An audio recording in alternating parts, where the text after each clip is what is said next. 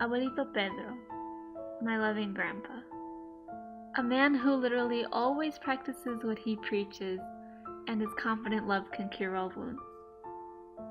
You've managed to express nothing but positivity the few times I've been with you. Your smile was one I could always expect to see from behind that open front door, and your warm embrace was one received before I even stepped foot inside. I have known you for exactly 3 years and 1 month.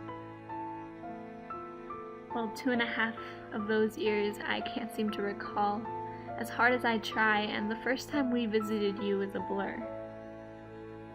Out of the 228 months that I've lived on this earth, I can only remember having personally interacted with you for 6 of them.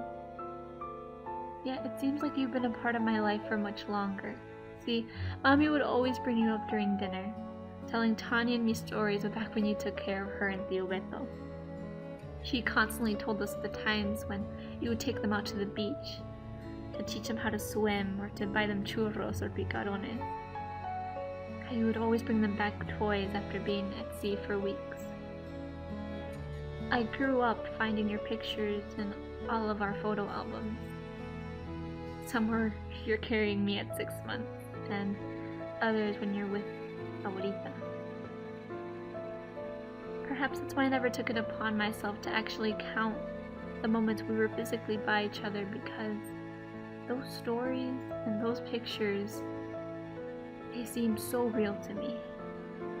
Abuelito Pedro, did you know it was because of you that Mommy would always tell me that one spirit could overcome any emotional or physical burden? That if your spirit was healthy and warm and kind and with God, nothing could break you down enough to keep you from living a happy life.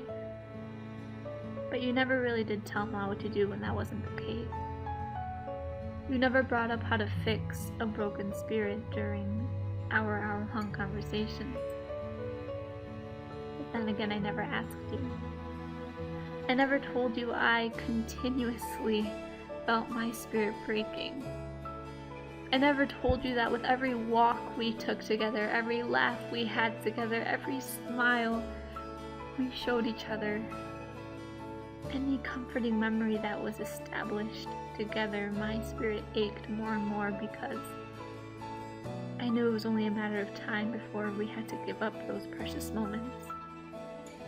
Because 2 days before I had to part,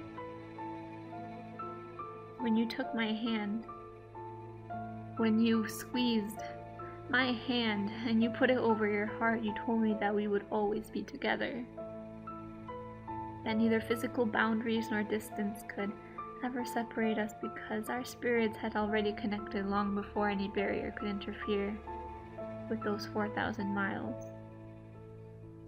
You told me that there will always be a next time.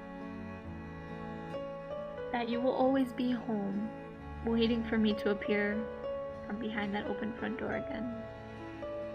That we will exchange smiles once again. I tell my parents the stories I saw you live through, and I show the world the pictures I took of you. Every chance I get to talk about you, I feel my spirit healing little by little. Now, I'd be lying if I told you I didn't cry now and then, because I do.